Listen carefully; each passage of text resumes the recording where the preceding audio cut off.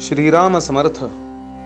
नवीन येणाऱ्या कीर्तनांचं प्रवचनांचं नोटिफिकेशन मिळवण्यासाठी मकरंद बुवा सुमंत रामदासी यांचं हे यूट्यूब चॅनेल सबस्क्राईब करा आणि बेल आयकॉन दाबा. जय जय रघुवीर समर्थ. या धर्मकार्यात सहभागी होण्यासाठी स्क्रीनवर दाखवलेला QR कोड स्कॅन करा. जय जय रघुवीर समर्थ.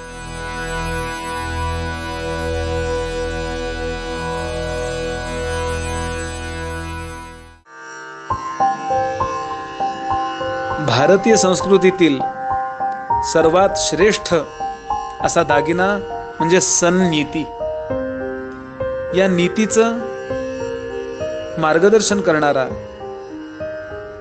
भारताचा सर्वश्रेष्ठ ग्रंथ आहे ते म्हणजे श्रीमन रामायण. स्वतः वाल्मिकींनी सांगितलेला आणि यानंतर या वाल्मिकी रामायणाचे अनेक अवतार भारतामध्ये झाले असं हे रामायण सर्वदूर पसरलेलं आहे. सगळ्या देशामध्ये रामायण गायलं जातं.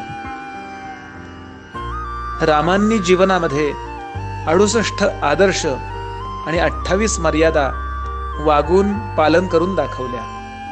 शांतपणे रामकथा ऐकावी आणि वसिष्ठ म्हणतात तसं रामादिवत वर्तितव्यम न तो रावणादिवत. या न्यायाने राम आणि त्याच्या कुटुंबियांपर्यंत प्रमाण आपण आचरण ठेवावं. यानं आपलं कुटुंब धन्य होतं. जय जय रघुवीर समर्थ. मग त्यामध्ये ज्ञानोबा आहेत, त्यांच्याही आधी मुकुंदराज आहेत, दासोपंत आहेत, एकनाथ महाराज आहेत, तुकोबा आहेत, समर्थ आहेत, कालपर्यंत झालेले गोंदवलेकर महाराज इत्यादी. या सगळ्यांनी विशेष कुठली चरित्र मांडली आहेत तर ते रामाचं आणि कृष्णाचं. आपण ज्या विचारांच्या खोलीमध्ये असतो त्या विचारांवरती कोणता प्रभाव आहे हे ज्याचं त्यांनी तपासावं. आपण सुखाकरता धडपडतो हे निश्चित आहे ना. मज लागी दुःख भावे ऐसे कोणीच भावे ना जीवे. सगळ्यांना सुखच पाहिजे की नाही आणि ते कायम टिकणारं पाहिजे की नाही, ते स्वाधीनचं पाहिजे की नाही. मग त्याकरता विषयांच्या भिंतीवर डोकं आपटू नका म्हणाले तर आपली ही जी अध्यात्माचे ग्रंथ म्हणजे महाद्वार आहेत, बरोबर त्या दाराशी जा. धर्मानं तुम्हाला अर्थही मिळेल, कामही मिळेल आणि मोक्षही मिळेल. धर्म अर्थ काम आणि मोक्ष या चारही पुरुषार्थांचा यथार्थ लाभ घ्या. कुठेही स्वतःला कमी लेखू नका, कमी समजू नका. सगळं थोडक्यात हल्लीचा शब्द वापरतो एन्जॉय करा आणि सहज मोक्ष मिळवा. आणि ती गुरुकिल्ली कशात ठेवली असेल तर ती रामायणात ठेवलेली आहे. रामायणात आपल्याला पुन्हा पुन्हा हे दिसेल की हे सगळे अयोध्येचे नागरिक आहेत. ते खूप छान होते. विषयांच्या उपभोगांचा सुद्धा त्यांच्याकडे जो काही जी काही रेलचेल होती त्याची वर्णनं ऐकल्यानंतर आपण अगदी कसे आहोत असं वाटेल. असो, दुसरा एक दृष्टिकोन, ईश्वराच्या कथा अनेक आहेत. भारतीय हिंदू धर्म असं मानतो की विश्वाला निर्माण करणारा परमात्मा तुमच्या माझ्यासारखा होतो. त्याला आपण वरून खाली येतो म्हणून अवतार म्हणतात. अव म्हणजे पेक्षा खाली येणे, अवतरती. तरतरती म्हणजे इकडून तिकडे जाणे. आणि अव हा उपसर्ग लागला त्याला की त्याची क्षमता कमी झाली, अवमूल्यन. तसं अवतार जो तो निर्गुण निराकार अगदी निर्दोष असा आहे तो तुमच्या माझ्यासारखा होतो. तुमच्या माझ्यासारखा हसतो, खेळतो, चिडतो, रागावतो. इथे भारतीय हिंदू धर्माचा सिद्धांत मांडलेला आहे. आपण अनेक संकल्पना मांडतो. हिंदू धर्म म्हणजे काय आहे तर या संकल्पना आपण मानतो. आपण आत्मा मानतो, सोल. आपण आत्मा मानतो, आपण वेद मानतो, आपण कर्मविपाक मानतो. अगदी छोट्या छोट्या गाण्यातून सुद्धा आपल्याला हे जाणवेल की जैसे ज्याचे कर्म तैसे फळ देतो ईश्वर. हा सिद्धांत आलाय. तुमच्या माझ्या छोट्या छोट्या बोलण्यात येतं हा वेदांत किंवा हे सिद्धांत सहज येतात. आणि आपल्या नकळत आपल्यामध्ये ते कधी आले आपल्याला माहिती नाही की हे आपण मानतोय. अच्छा असं आहे का. आणि आपण ईश्वर मानतो. आणि तो ईश्वर काय करतो तर परित्राणाय साधूनाम विनाशाय च दुष्कृताम धर्मसंस्थापनार्थाय संभवामी युगे युगे. हे आपण मानतो. तो ईश्वर तुमच्या माझ्यासारखा होतो आणि संकटात असणाऱ्यांना सोडवतो. एवढी एकच गोष्ट आपल्या DNA मध्ये अशी आहे की जी आपल्याला जगायला प्रवृत्त करते. कितीही दुःख असलं तरी याच्यावर केव्हा तरी मात, काहीतरी भगवंत, काहीतरी अशी व्यवस्था होईल. ही शब्दरचना नसेल पण काहीतरी अशी व्यवस्था होईल की मी यातून बाहेर येईन. या ज्या काही ईश्वराच्या कथा आहेत त्या अनेक आहेत, पण समर्थांच्या मते या जगामध्ये सर्वोत्तम ईश्वराची कथा, अवताराची कथा कुठली असेल तर रामरायाची. समर्थांनी स्तोत्रच लिहिलंय, कथा मोरयाची कथा शंकराची, कथा कार्तिकाची, कथा चंडिकेची, कथा व्यंकटेची, कथा विठ्ठलाची, समस्तामध्ये श्रेष्ठ या राघवाची. म्हणजे आपण पटकन असं म्हणत येतं, इतर देवतांचा अपलाप करतायत का समर्थ? आणि इतर देवतांचा अपलाप करताना किंवा त्यांचा अवमान करताना त्याच्यात आपला राम नाही आहे असं जर म्हणत असतील समर्थ तर त्यांना रामच कळला नाही. तर असा अर्थ नाही. एखादा व्यक्ती असा असतो चित्रपट काढणारा किंवा अभिनेता की त्याचे अनेक चित्रपट असतात, पण आपण म्हणतो यात नाही त्यानं एवढं चांगलं काम केलं, म्हणजे तो त्याचा अपमान आहे का? नाही. त्याचं कारण समर्थांनी पुढे सांगितलंय की असं का होतं. बळे तोडिला बंद त्या त्रिदशांचा, जेणे फेडिला पांग ब्रह्मादिकांचा, म्हणोनी कथा थोर या राघवाची, जनी ऐकता शांती होते भवाची. जय जय रघुवीर. आपण पुष्कळ वेळेला आपल्यावर संकट आलं की शनीची उपासना करतो, मंगळाची काही अंगठी घालतो, ब्रह्मदेवाची प्रार्थना रावण इत्यादिकांनी केली. खूप असे लोक होऊन गेले की या देवाची, या सगळ्या गणेश, शंकर, या सगळ्या देवांना बंधनात ज्यांनी टाकलं होतं त्याच्या बंधनातून कोणी सोडवलं म्हणाल तर रामाने सोडवलंय. शनीला आम्ही घाबरतो, पण त्या शनीला आपल्या आसनाखाली पालथा घातला होता रावणाने. गणेश गाढवी वळी असं नाथांनी वर्णन केलंय. म्हणजे थोडक्यात शिक्षकांना कुटुंब नियोजनाच्या प्रचाराचं काम दिलं. शिक्षक किती सगळ्यात महत्त्वाचा, भारतामध्ये कुठल्याही देशामध्ये सगळ्यात महत्त्वाचा शिक्षक आहे, कारण तो पुढच्या पिढ्या घडवीत असतो, त्याला हे काम. अशा प्रकारे रावणाने काम केलं होतं आणि त्याचा परिणाम चांगले लोक, चांगल्या देवता, चांगल्या प्रकारचं कार्य करणारी व्यवस्था ही अशा व्यक्तीच्या तावडीत सापडली होती जो स्वतः चांगला नव्हता. म्हणून यांना सोडवणारा राम आहे, म्हणून रामरायांचं चरित्र श्रेष्ठ आहे इत्यादी. स्वतः वाल्मिकींचं याच्याबद्दल काय म्हणणं आहे तर, इदम आख्यानम आयुष्यम सौभाग्यम पापनाशनम. आयुष्य वाढवणारं, आरोग्य वाढवणारं, पापनाश करणारं आहे. रामायणम वेदसमम. आपल्या भारतामध्ये वेदाची तुलना जेव्हा ज्या एखाद्या गोष्टीची केली जाते ते सर्वश्रेष्ठ असतं, पण त्याच्यापुढं काहीच नसतं. एवढी मोठी ज्ञानेश्वरी ज्ञानोबाने लिहिली, पण त्यातली पहिली ओवी काय आहे? ओम नमोजी आद्या, बोला, वेद प्रतिपाद्या. वेदांच्या प्रतिपादनाचा विषय एकमेव आहे आणि तो म्हणजे कल्याणरूप भगवंत. त्या प्रतिपादनाची योग्यता आणि रामकथेची योग्यता सारखी आहे असं स्वतः वाल्मिकींचं म्हणणं आहे. आणि श्राद्धेषु श्रावयेत बुधा. कुणाकुणाचा उद्धार करते ही रामकथा, आपला उद्धार करते, आपल्या संकल्पना स्वच्छ करते. एखाद वेळेस आपण एखाद्या गोष्टीत चुकीचं वागून आग्रही असू शकतो, त्या बाबतीत आपल्याला कळून जातं नाही हे आपलं चुकतंय आणि आपण बदलूया ना. हा जो मनाचा मोठेपणा लागतो तो रामकथेच्या ऐकण्याने येतो. इतकंच नव्हे, माझे जे पितर आहेत, आई असेल, वडील असेल, त्यांचे आई वडील असतील, त्यांचे आई वडील असतील, किंवा असे कोणी असतील की ज्यांचा उद्धार झाला नसेल, त्यांच्याही कल्याणाची व्यवस्था आपण इथे रामकथा ऐकताना होते. शेवटी DNA काहीतरी संबंध असला पाहिजे वैज्ञानिकदृष्ट्या. रामायणाबद्दल अनेकांनी अनेक मतं व्यक्त केली आहेत. स्वतः वाल्मिकी सांगतात, आपण नंतर कथा पाहणार आहोत, की हे रामायण लिहायची माझी योग्यता आहे का? तेव्हा ब्रह्मदेवाने सांगितलं, ती योग्यता तुला जी मिळाली आहे ती रामनामानेच मिळाली आहे,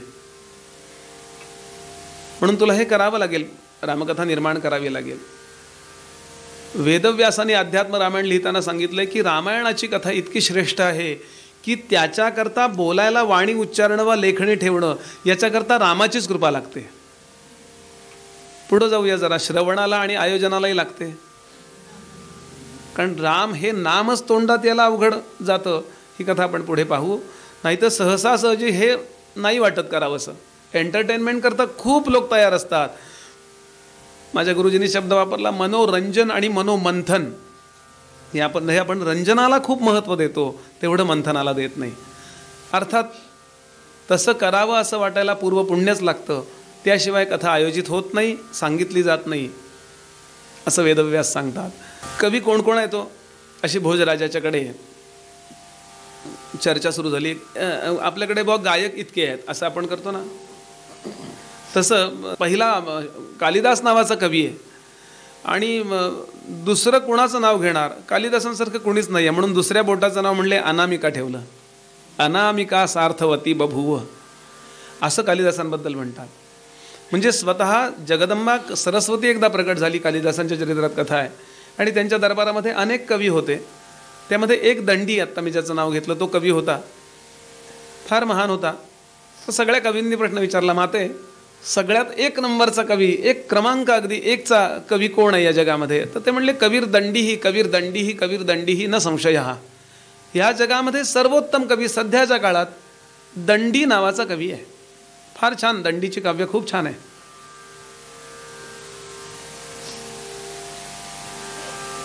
कालिदास उभे राहिले, रागावले जरा तिच्यावर.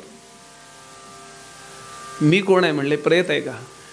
खूपच रागावले. एवढं मी जर जीवन समर्पित केलं या कार्याला तर मी कोण आहे असं क्वचितच वाटतं संतांना, मोठ्या लोकांना. अशी जगन्नाथ पंडितांची कथा आहे. गिरान देवी वीणा गुणरण नाही नागर करा, मदीयानाम वाचा मपि वचती आचा मचरसम, धुवंते जीवंतम प्यह मृतका मंदमतयो न एषामानंदम जनयती जगन्नाथ म्हणती. मी जर कविता म्हणायला लागलो माझी, तर सरस्वती माता दोन भोपळ्यांचा मोठाच्या मोठा तानपुरा किंवा ती वीणा घेऊन जर वीणा वाजवीत असेल तर माझी कविता ऐकायला वीणा बाजूला ठेवते. अशी माझी कविता ऐकताना ज्यांची डोकी वा रे वा अशी डोलत नाही, ती जिवंत मढी आहेत जगन्नाथ पंडित. स्वतःच्या कार्यावर त्यांची विलक्षण निष्ठा आहे. तो अहंकार नाही आहे, तो दर्प नाही आहे, ती निष्ठा आहे. कालिदास म्हणाले मी कोण आहे? मग दंडीचा तू क्रमांक एक दिलास, मी कोण आहे? सरस्वती म्हणाली तू कवी नाही आहेस, त्वमेव साक्षात अहम. असं कालिदासांबद्दल जगदंबा सरस्वतीने म्हणावं. ते कालिदास रामायणाबद्दल काय म्हणतायत? रघुवंश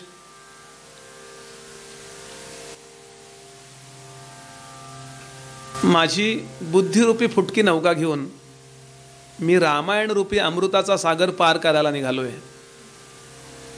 इतकी छोटी नौका आहे माझी, ती फुटलेली आहे एका बाजूनी. सर्वार्थानं तिला सगळं कळतच नाही. अशी जी बुद्धी तिला फुटकीच म्हणायला पाहिजे. सगळं कळत असेल तर ती ब्रह्मज्ञानी झाली, ती प्रपंचाचा विचार करणार नाही. अशी माझी नौका आहे की मी अशी लंगडत लंगडत एखादा व्यक्ती चालतो असा मी सागरात चाललोय. रामरायांनी माझ्याकडनं हे रामायण सांगून घ्यावं, रघुवंश सांगून घ्यावा. मी हे जेव्हा वाचत होतो तेव्हा माझ्या मनात आलं, समजा फुटकी नौका आहे, धोका काय हो अमृताच्या सागरामध्ये बुडण्याचा, होय की नाही? आणि बुडल्यानंतर धोका कशाचा आहे? मरण्याचा. सागर कशाचा आहे? अमृत तोंडात गेल्यावर काय होतं? अर्ध्यात जरी बुडालो तरी जगलो. गंधमादन नावाचा एक वानर होता. गंधमादन, खूप शेकडो वानरांच्या कथा आहेत. कुंभकर्णाने त्याला पकडला युद्धामध्ये आणि त्याला सांगितलं एकच काम कर, मी रामाचा नाही एवढंच म्हण, तुला सोडतो. तो म्हणला असं म्हणून म्हणला जगण्यापेक्षा मेलेलं बरं की. रामाचा मी नाही असं म्हणून जगण्यापेक्षा काय म्हणाले बॅरिस्टर सावरकर, तुझं साठी मरण ते जनन आणि तुझं वीण जनन ते, अगदी हेच गंधमादन म्हणाला. त्याला मारून टाकला, ढेकून मारतो असं त्या गंधमादनाला मारून टाकला आणि फेकून दिलं, त्याचं ते कलेवर फेकून दिलं. रामरायांनी सगळी प्रेतं जपून ठेवली होती, अशी कथा वाल्मिकी रामायणातच आहे. सगळी प्रेतं, सगळ्या वानरांची प्रेतं जपून ठेवली होती. काहीतरी प्लॅनिंग होतं. आणि जेव्हा रावण वध होतो तेव्हा वरून देवता उतरल्यात अशी कथा आहे. आणि त्यामध्ये इंद्रदेव उतरले. इंद्रदेवानी एकच दिवस आधी मातली नावाचा आपला सारथी रथ घेऊन पाठवला होता. आणि म्हणून तो रथही घ्यायला आले होते आणि रामांना अभिनंदन करायला आले होते. इंद्राने विचारलं रामराय, तुम्ही राष्ट्रावरचं नाही जगावरचं संकट दूर केलं आहे. रावण हे एका राष्ट्रावरचं संकट नव्हतं, फक्त भारतातल्या स्त्रियांवर संकट नव्हतं, तर अप्सरांवरही संकट होतं.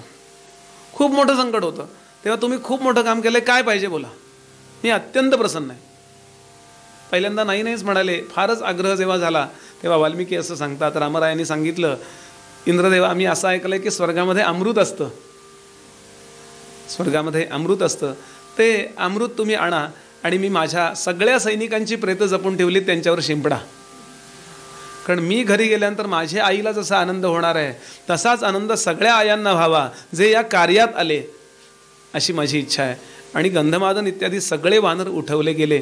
त्यांच्या अंगावरती जेव्हा अमृत शिंपडण्यात आलं त्यावेळेला खूप आनंद झाला. मला सांगायचा मुद्दा असा की या कथेचा आधार घेऊन आपण असं म्हणूया, जमेल तसं रामायण सांगूया. काही झालं तरी तो कल्याणच करणार आहे आपलं, असं असेल तर एक निश्चिंतता येते. यानंतर एकनाथांचा मुद्दा. एकनाथ महाराज सांगतात की संपूर्ण रामकथा सांगायचं माझ्यात सामर्थ्य नाही, यमन झालं, पण मी रामायणाचा भावार्थ सांगतो. या वाक्याचा अर्थ काय असेल मला माहिती नाही, पण भाव काय असेल, मला भाव याचा अर्थ मला काय वाटतंय ते असावा याचा मी, म्हणून एकनाथांच्या रामायणाचं नाव आहे भावार्थ रामायण. पुढं सांगतात, प्रत्यक्ष संपूर्ण वाल्मिकी रामायण लहान मुलांनी गायलेलं आहे बरं का. 2 लहान मुलं आहेत 7 वर्षाची आणि त्यांनी गायलंय. परवा मुरारी बापूंचं रामायण ऐकत होतो मी, त्यांनी सांगितलं लहान मुलाच्या भूमिकेतनं जर गायलो ना आपण तर राम ऐकतात, हनुमंत ऐकतात. मला काही कळतंय अशा आविर्भावात मोठेपणाचा आव आणून जर काही बोललो तर ते हसतात. फक्त मला कळावं अशा इच्छेनं बोललो तर मात्र ते खूप मन लावून ऐकतात. एकूण किती कांड आहेत तर 7 कांड आहेत रामायणामध्ये. जसे आपण 12 स्कंध पाहिले भागवतात, तसे इथे कांड 7 कांड आहेत आणि त्यामध्ये अध्याय आहेत. त्यांची नावं आहेत बालकांड,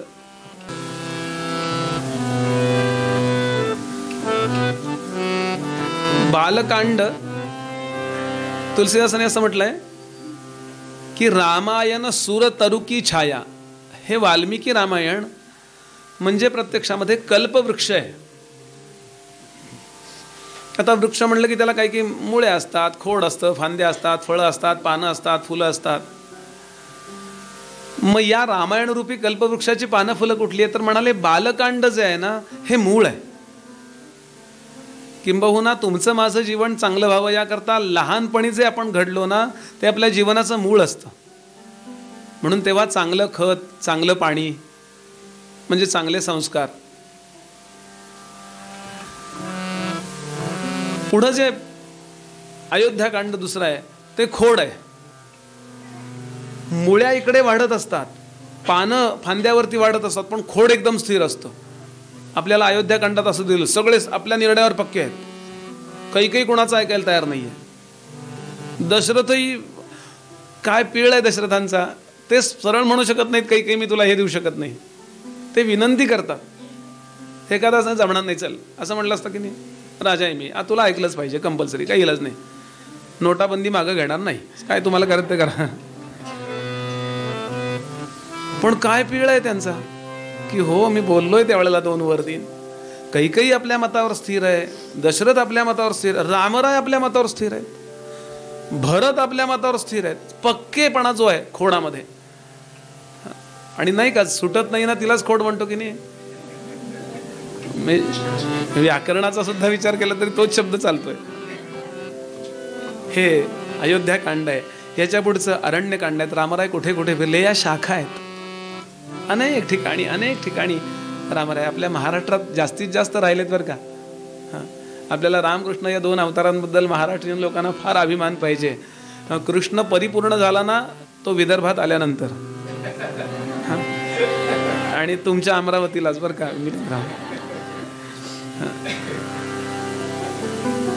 थोडं रामकथेबद्दल आपल्याला वाईट वाटू शकतं की रावणाने सीतेचं अपहरण महाराष्ट्रातून केलंय. फक्त रावण महाराष्ट्रातला नव्हता, पण सीते करता आपल्या इथल्या एका पक्षानं जीव दिलाय, जटायू. म्हणजे त्यावेळेला असे पक्ष आणि असे पक्षी होते. 19 साली जमणार नाही असं म्हणणारे नव्हते. विनोदही आहे यात आणि गांभीर्य आहे की काय महाराष्ट्रातले लोक असतील त्यावेळेला. पुढचा किष्किंधा कांड हे पानं आहेत.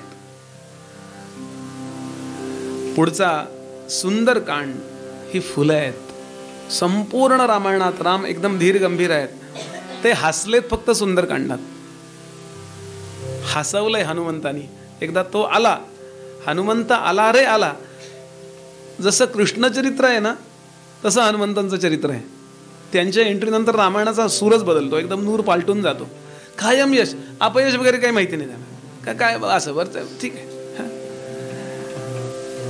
म्हणजे वर्णनच अशी आली आहेत की इतका मोठा 100 योजन विस्तीर्ण समुद्र हा गायीच्या खुरानं जर एखादा खड्डा झाला आणि त्यात पाणी साठलं तर लहान मुलगा जसा उल्लंघून पलीकडे जाईल इतक्या सहजपणाने हनुमंत पलीकडे गेले आणि डास मारल्यासारखे असे करून राक्षस मारून टाकले. So confident. म्हणून हनुमान चरित्र आपल्याला ऐकावं लागेल. ते सुंदर कांड आहेत, ती फुलं आहेत. आणि युद्धकांड हे फळ आहे. आपण म्हणावं हे युद्धकांड फळ काय. मुक्ती हे फळ सांगितलंय. एक वेगळा दृष्टिकोन आपल्या समोर मांडतो आणि पुढची कथा बघूया. अर्धी कथा मी आता सांगितली की इंद्राला बोलावलं आणि सगळ्या आपले जे वानर होते त्यांच्या अंगावरती अमृत शिंपडून त्यांना जिवंत केलं. तर लक्ष्मणाने एक शंका उपस्थित केली. लक्ष्मण म्हणला, रामा तू भगवंत आहेस, भगवंताकडे अन्याय नसतो, इथे तू धडधडीत अन्याय करतोयस. ते म्हणले काय. ते म्हणले आपल्या वानरांच्या अंगावर तू हे शिंपडायला लावलंस अमृत, पण राक्षस जे मेले त्यांना का नाही जिवंत केलंस. सगळ्यांची काही चूक नव्हती. ते म्हणले मी त्यांचं कल्याण करू का अकल्याण करू. ते म्हणले कल्याण कर. अरे म्हणाले हे सगळे वानर लढत होते ना ते रावणाकडे बघून लढत होते. माझ्याकडे त्यांची पाठ होती. रावणाकडे बघून लढताना मेल्यामुळं त्यांना मुक्ती नाही, त्यांना अवगती मिळाली असती म्हणून त्यांना पुन्हा जिवंत केले पुण्य करायला. आणि राक्षस सगळे मरताना माझ्याकडे बघत मेले, त्यांना मुक्ती मिळाली, त्यांना परत कशाला देहात आणू. आध्यात्मिक दृष्टिकोन त्यांचं खऱ्या अर्थाने कल्याण करतो. एखादा न्यायाधीश एखाद्याला न्याय देतो तेव्हा दुसऱ्यावर अन्याय करतो. आपण एखाद्याला न्याय देतो तेव्हा दुसऱ्यावर अन्याय करतो. भगवंत दोघांना न्यायच देतो. अर्जुनाला युद्धामध्ये विजय मिळवून दिला आणि भीष्मांना मुक्ती दिली आणि म्हणून तो भगवंत आहे. असो अशा कथेचा एक विलक्षण या सगळ्यांच्या मध्ये चारित्र्याचा, चांगलं वागण्याचा पीळ आहे असं आपल्याला दिसेल. किती चांगले वागले. चांगलं वागण्याचा अगदी कडेलोट. अर्थात आमचे पांडुरंग शास्त्री आठवले सांगायचे हे रामायण एका रात्रीत निर्माण झालेलं नाहीये. सुंदर त्यांनी वाक्य वापरली आहेत. ते म्हणले रावणाच्या शेकडो वर्षाच्या प्रचंड राक्षसी सत्तेचा पराभव. त्या रावणाची सत्ता आपण नंतर ऐकू. रावणाबद्दल काही वेळेला आपल्याला असं ऐकायला मिळतं की रावण खूप चांगला होता. तो चांगला कुठल्या अर्थाने होता तेही वाल्मिकींनी सांगितलं. पण तो आणि त्याची जी सत्ता आहे ती प्रचंड राक्षसी सत्ता. त्याचे जे अनुचर होते ते कुणावरही अत्याचार करतात. अशा सत्तेचा पराभव करणं आणि फक्त दोघांनी हे केवळ अशक्य होतं. सगळ्या देवांच्या सेना यांच्याशी लढून थकलेल्या होत्या. कुणालाही हे शक्य नव्हतं. पण केवळ किष्किंधेचे जे अर्धवानर संस्कृतीचे लोक आहेत, अशा लोकांना मूळ संस्कृतीच्या कार्याकरता मदतीकरता आग्रहानं बोलावणं आणि रघुवंशाच्या अनेक पिढ्यांच्या पवित्र कार्याचा विजय संपादन करून त्याचा गौरव वाढवणं, या रामायणामध्ये अनेकांचे परिश्रम आहेत. यामध्ये तपस्वी आणि त्यागी ऋषींपासून सामान्यातल्या सामान्य भिल्लांपर्यंत अनेक लोकांचं जीवन त्याकरता पणाला लागलेलं आहे. रामायणातील ही सगळी पात्र आमचे शास्त्री बुवा सांगायचे जिवंत वाटतात. आजही आपल्याला सुग्रीव आठवला की काय होतं बघा, एक त्याची पर्सनॅलिटी आपल्याला लक्षात येते. एक अंगद आठवला की लगेच अंगदाचं चरित्र आपल्या डोळ्यासमोर येतं. तो गुहक आठवला, तो केवट आठवला, ही सगळी पात्र जिवंत वाटतात. आणि म्हणून हे लोकोत्तर चरित्र अभ्यासल्यानंतर समाजाला काय काय मिळणार आहे, तर स्वतः वाल्मिकी सांगतात लौकिक, धार्मिक आणि आपलं आध्यात्मिक जीवन उंचावण्याकरता जे जे काही आवश्यक आहे हे सगळं वाल्मिकी रामायणाने आपल्याला एकत्र पुरवलंय. ईशावास्य उपनिषद सांगतं की लिहिणारा मनुष्य, लेखक किंवा कवी कसा असावा. कवीर मनीषी परिभू स्वयंभू यथा तत्यथोर्थान व्यदधाच्छाश्वतीभ्यः समाभ्यः. ज्यानं आपल्या मनोवासना जिंकलेल्या आहेत, ज्यानं सर्वार्थानं विश्व निर्मितीच्या पूर्वी जे तत्व होतं ते ओळखलेलं आहे, असा जो आहे त्यानंच कवी व्हावं. याचं कारण जो विषयामध्ये लीडबिडलेला आहे त्याची बुद्धी कधी सत्याचा निर्णय करू शकत नाही, कारण त्याचा निर्णय नेहमी एकांगी असणार आहे. आणि असे वाल्मिकी आहेत. वाल्मिकींच्या बाबतीत हे आपल्याला लक्षात येईल की वाल्मिकी किती महान आहेत. या वाल्मिकींचे आभार मानताना समर्थांनी स्वतंत्र समास लिहिलाय वर्णन कविस्तवनमध्ये. ते म्हणतात की मागा वाल्मिकी व्यासाधिक झाले कवेश्वर अनेक तयापासून विवेक सकळ जनासी. जरी वाल्मिक ऋषी बोलला नसता तरी आम्हास कैची रामकथा. जेवढ्या काही आपल्याला रामकथा माहिती आहेत त्या कशावरनं लिहिल्यात त्यांनी, तर वाल्मिकींच्या रामायणावरून लिहिलंय. आणि एक मुद्दा सांगतो आणि मुख्य कथेकडे जाऊया. वाल्मिकींच्या रामायणामध्ये आपल्याला रामाचं वर्णन परमेश्वर म्हणून मिळणार नाहीये. याचं कारण असं की विश्वाला निर्माण करणारा परमात्मा एका छोट्या राजगादीचा त्याग करतो. हे काय विशेष आहे हो. असं जर आपल्याला सांगितलं गेलं असतं तर रामकथेला काही उदात्तताच राहिली नसती. इथे नराचा नारायण होऊ शकतो आणि मर्यादा पुरुषोत्तम राम कितीही संकट आली तरी त्याच्यावर मात करीत पलीकडे जातो. मानवी भावनांचं दर्शन घडवीत सामान्य मनुष्यासारखं रडतो. तो त्याला राग येतो. कामक्रोधादी विकार त्या वेळेला रामरायांच्या शरीरातून प्रगट झालेले आपल्याला रामायणात दिसतील. अगदी सामान्यासारखा वागतो आणि तरी नीती सोडत नाही. ही गोष्ट आपल्याला हे शिकवू इच्छित आहेत. त्यांना म्हणायचं की मानवतेचा परमोच्च आदर्श त्यांना मांडायचा आहे. मानवतेचा परमोच्च आदर्श. तुम्ही सगळे सद्गुण लिहून काढा केव्हा तरी बसून, कुठलाही सद्गुण लिहा. खरं बोलणे, या जगात सर्वोत्तम तुम्हाला त्या सगळ्या सद्गुणांच्या उच्च पदावर बसलेले रामराय बसलेले दिसतील. दिसणे, चालणे, धनुष्य चालवणे, पत्नीवर प्रेम करणे, वेळ आली तर तिच्याशी भांडणे योग्य त्या पद्धतीने. आपल्याला ते भांडण नंतर ऐकायचं आहे. हां, खूप इंटरेस्टिंग स्टोरी आहे बरं का. हां, असा शब्द वापरला की जरा बरं वाटतं. आदर्श या अर्थाने, सगळ्या अर्थाने, मित्र म्हणून आदर्श, पिता म्हणून आदर्श, पुत्र म्हणून आदर्श, पती म्हणून आदर्श, शत्रू म्हणून आदर्श. किती रावणाला सांगावं, शेवटचा करी विचार फिरू नये कदा.